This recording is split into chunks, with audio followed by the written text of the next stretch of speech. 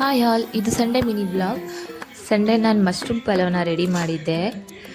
Taste ಒಂದು ತುಂಬ ಚೆನ್ನಾಗಿತ್ತು. ಸೊ ಇವತ್ತು ಸಂಡೇ ಆಗಿರೋದ್ರಿಂದ ನನಗೆ ಗಾರ್ಡನಿಂಗ್ ಕೆಲಸ ಇತ್ತು.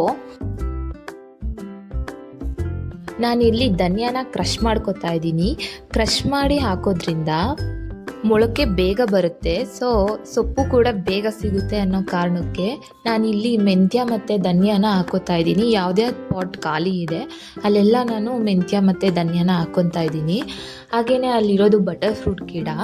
ನಾವು ಬಟರ್ ಫ್ರೂಟ್ನ ತೊಗೊಂಡು ಬಂದು ಅದನ್ನು ಯೂಸ್ ಮಾಡ್ಕೊಂಡು ಅದರಲ್ಲಿರೋ ಸೀಡನ್ನು ನಾವು ಪಾಟಿಗೆ ಹಾಕೋದ್ರಿಂದ ಅದು ಗಿಡ ಬರುತ್ತೆ. ನೆಕ್ಸ್ಟು ನಾವು ಅದನ್ನು ತೋಟಕ್ಕೆ ಎಲ್ಲಾದರೂ ಟ್ರಾನ್ಸ್ಫರ್ ಮಾಡಿಕೊಂಡ್ರೆ ದೊಡ್ಡ ಗಿಡ ಆಗಿ ನಮ್ಗೆ ಅದರಿಂದ ಕಾಯಿ ಕೂಡ ಸಿಗುತ್ತೆ. ನಾನು ಆಲ್ರೆಡಿ ಒಂದು ನಮ್ಮ ತೋಟದಲ್ಲಿ ಇದೇ ರೀತಿ ಮಾಡಿ ಹಾಕಿದ್ದೀನಿ.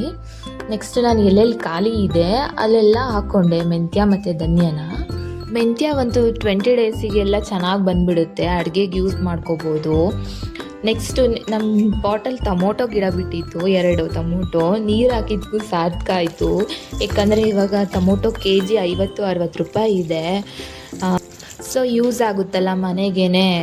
ನೆಕ್ಸ್ಟು ನಾನು ಎಲ್ಲ ಗಿಡಗಳಿಗೂ ನೀರು ಹಾಕುವಂತ ಬಂದೆ. Okay bye. ವಿಡಿಯೋ ಇಷ್ಟ ಆದರೆ ಲೈಕ್ ಮಾಡಿ, ಫಾಲೋ ಮಾಡಿ.